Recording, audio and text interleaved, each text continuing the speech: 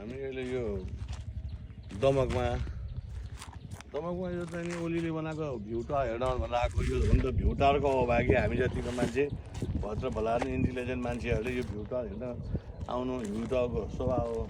यो चाहिँ दमक बजारबाट लगभग किलोमिटर हिसाब 7 किलोमिटर रहेछ।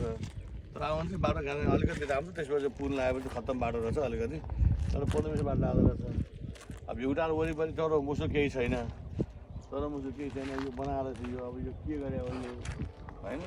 र जे भने भ्यू टावरले यति भनेको भ्यू टावरको अहभाग्य। त्यहाँदेखि यत्रो लगानी किन गरे फकरे? यो किन लगानी गरे भनेको चाहिँ ओलीबालाई सोध्नुपर्छ। ओलीबा अहिले काठमाडौँमा छन्, हामी अब काठमाडौँ पुगेर सोध्ने चाहिँ नि।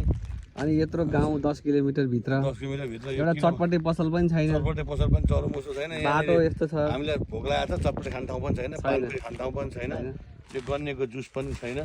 यो राज्यको लगानी यत्रो बेकार खेर गरेर बरु पाकिस्तानलाई एउटा छेप्याचा किन्न पैसा दिए होइन होइन। त्यो चाहिँ अब अहिले नेपालले गरिहाल्नु हुँदैन होइन, लडाइँ गरिहाल्नु हुन्न भन्ने सिद्धान्तको मान्छे हामी, मिलजुली खानुपर्छ भन्ने सिद्धान्त। त्यही पनि यस्तो टावर चाहिँ बनाइदिएको छ। अब यसमा चाहिँ खुसीको कुरा होला, अब 20 वर्ष 25 वर्ष नातिको पालासम्म चाहिँ विकास होला यहाँ भन्ने चाहिँ नि हाम्रो चाहिँ नि विचार छ। त्यो चुच्चोबारे के भन्नुहुन्छ तपाईँ? चुच्चोबा चाहिँ भोलि त्यहाँ माथिबाट केपी ओलीले बुढो भएपछि यहाँ के भएछ भने हेर्नलाई बनायो होला त्यो होइन, त्यो टावर बनाएको छ। जे पनि हामीले नि हेऱ्यौँ, मनोरञ्जन लियौँ, एकछिनलाई मजा आयो गर्मी भएर पनि। धन्यवाद।